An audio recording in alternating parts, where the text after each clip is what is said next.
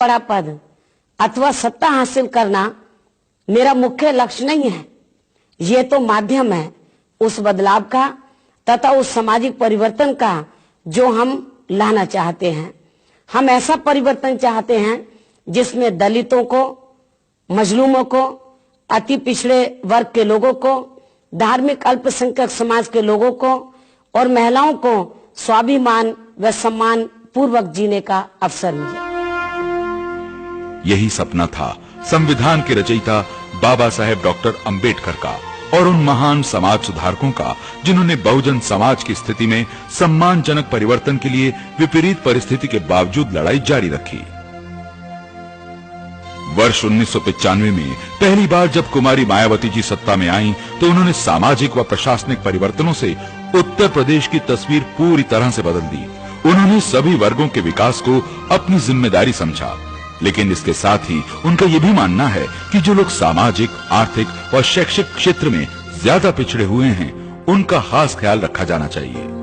उन्होंने प्रशासन में एक नई सामाजिक चेतना जगाई और अधिकारियों को सख्ती से ये सोचने पर मजबूर किया कि प्रशासन की जिम्मेदारी उन लोगों के लिए सबसे ज्यादा है जो विकास से सबसे दूर हैं। उन्होंने सरकारी जमीन को भूमिहीन लोगों में बांटा ताकि दलित व कमजोर तबकों का विकास हो सके।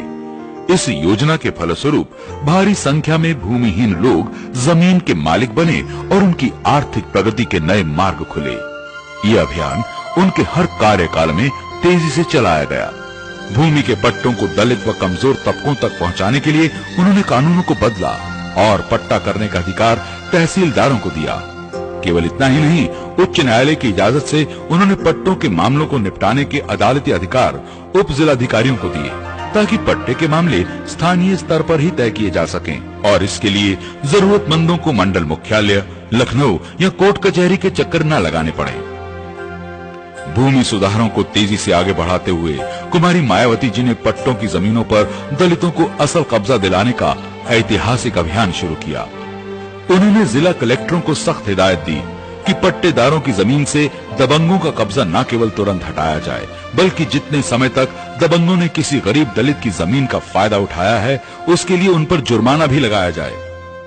इस अभियान से पहली बार दलित व कमजोर तबकों को जीवन का सहारा मिला और उन्हें विश्वास हुआ कि सही मायनों में उनकी अपनी सरकार सत्ता में आ गई है।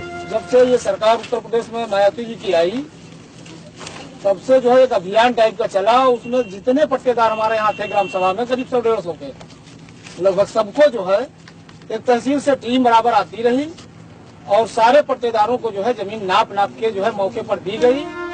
एक अन्य फैसला लेकर कुमारी मायावती जी ने ग्राम सभा की जमीन पर काबिज सभी अनुसूचित जाति जनजाति के लोगों को मालिकाना हक दे दिए और अदालतों में उनके खिलाफ बेदखली के तमाम मुकदमों को खत्म कर दिया।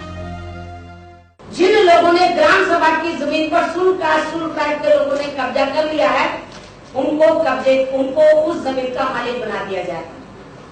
जब उससे शुरू से लेकर 3 जून 1995 तक, लेकिन उसके बाद फिर मेरी सरकार ने वर्तमान में फैसला लिया कि 1 मई 2002 तक जिन शुल्क के लोगों ने ग्राम सभा की जमीन पर कब्जा कर लिया है, उसको मालिक बना दिया जाए। एक प्रकार से ये कदम उस नारे का नतीजा था जिसमें मान्यवर श्री कांशीराम जी ने बहुजन समाज से कहा था कि जो जमीन सरकारी है वो जमीन हमारी है।